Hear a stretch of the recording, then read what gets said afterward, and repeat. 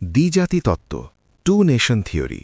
ভূমিকা: ভারতীয় উপমহাদেশের রাজনৈতিক ইতিহাসে দ্বিজাতি তত্ত্ব এক যুগান্তকারী ও বিতর্কিত অধ্যায়। ১৯৩৯ থেকে ১৯৪০ সালের দিকে এই তত্ত্বটি চূড়ান্ত রূপ পায়। এই তত্ত্বের মূল প্রবক্তা ছিলেন মোহাম্মদ আলী জিন্নাহ।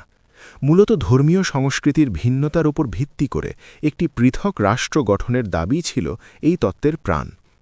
মূল বক্তব্য: দ্বিজাতি তত্ত্বের মূল ভিত্তি হল এই ধারণা যে অবিভক্ত ভারতে হিন্দু ও মুসলমানরা শত শত বছর একসাথে বসবাস করলেও তারা দুটি আলাদা সামাজিক কাঠামো, ঐতিহ্য এবং সংস্কৃতির অধিকারী।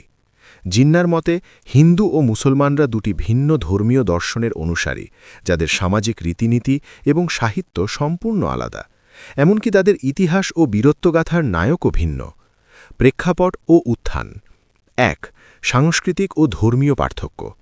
জিন্নাহ দাবি করেন যে হিন্দু এবং মুসলমানরা কেবল বিশ্বাসের দিক থেকেই নয়, জীবনযাত্রার দিক থেকেও মৌলিকভাবে ভিন্ন।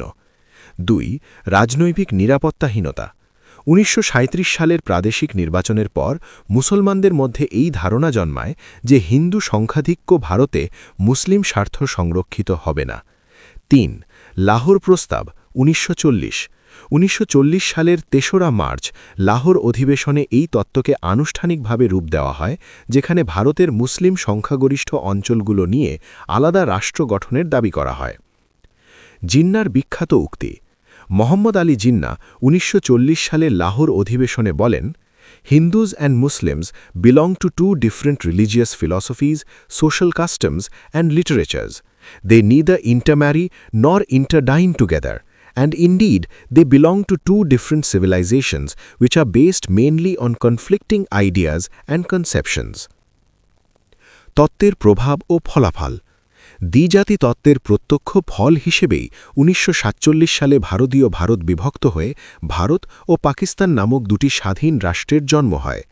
এটি কেবল সীমানা নির্ধারণ করেনি, বরং উপমহাদেশের রাজনীতিতে সাম্প্রদায়িকতার এক স্থায়ী রূপরেখা তৈরি করে দেয়। উপসংহার: পরিশেষে বলা যায়, দ্বিজাতি তত্ত্ব ছিল একটি রাজনৈতিক কৌশল এবং জাতিগত পরিচয়ের লড়াই। যদি ১৯৭১ সালে বাংলাদেশের স্বাধীনতার মাধ্যমে ভাষার ভিত্তিতে জাতীয়তাবাদের এক নতুন ধারণা তৈরি হয়, যা দ্বিজাতি তত্ত্বের সাম্প্রদায়িক ভিত্তিকে চ্যালেঞ্জ করে, তবুও ১৯৪৭ সালের দেশ বিভাগের পেছনে এই তত্ত্বই ছিল প্রধান চালিকা শক্তি। পরামর্শ: পরীক্ষায় ভালো নম্বর পেতে উত্তরের মাঝে পয়েন্ট আকারে লিখুন। প্রয়োজনে লাহোর প্রস্তাবের সাল এবং জিন্নাহর বক্তব্যের উদ্ধৃতি ব্যবহার করুন।